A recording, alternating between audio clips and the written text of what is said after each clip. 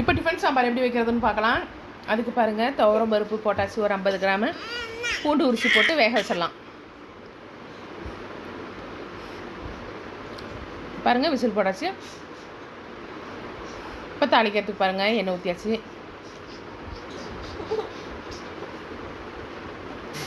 எண்ணெய் காஞ்சோன்னே கடுகு சேர்த்துடலாம், ஜீரகம் சேர்த்துடலாம், வெந்தயம் சேர்த்துடலாம்.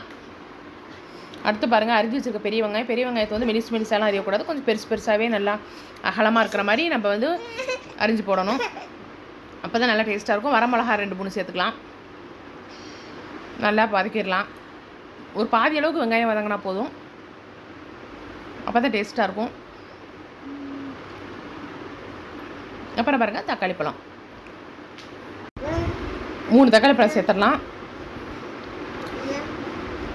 பாருங்கள், இந்த தண்டெல்லாம் அரிஞ்சிட்டு நான் அப்படியே கீறிட்டு வச்சுருக்கிறேன். நாட்டு தக்காளி வதங்கிடும். சின்ன வெங்காயம் பாருங்கள், ஒரு 7-8 சின்ன வெங்காயமும் சேர்த்துக்கலாம். பச்சை மிளகா சேர்த்துக்கலாம். முருங்கைக்காய், கேரட்டு, பீன்ஸு எல்லாம் அரிஞ்சு வச்சுருக்கேன், சேர்த்துடலாம். உப்பு போட்டுடலாம், தேவையான அளவு. தண்ணி ஊற்றிடலாம். மஞ்சத்தூள் தேவையான அளவு சேர்த்துக்கலாம். பெருங்காயத்தூள் சேர்த்துக்கலாம்.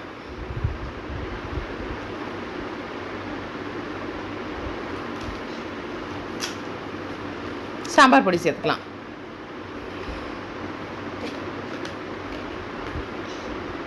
இப்போ பாருங்கள், நல்லா கிண்டி விடலாம்.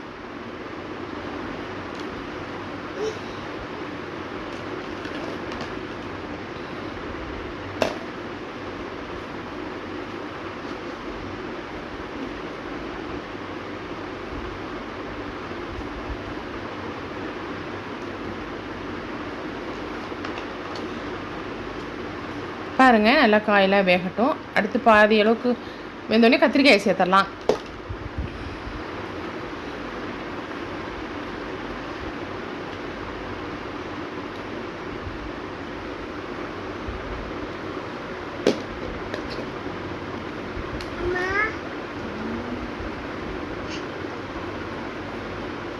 இந்த மாதிரி சாம்பார் வச்சோம்னா இட்லி தோசைக்கெல்லாம் செம்மையாக இருக்கும்.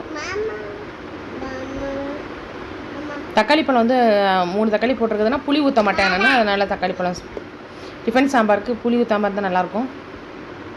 இப்போ பாருங்கள், இந்த பக்கம் துவரம் பருப்பை நம்ம வேக போட்டதை அப்படியே மெஸ் விட்டுடலாம்.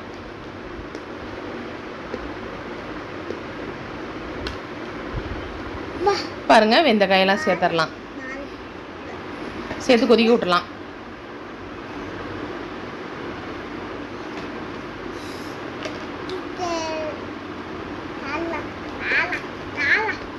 நல்லா ஈஸியாக வச்சிடலாம், நல்லா டேஸ்ட்டாகவும் இருக்கும்.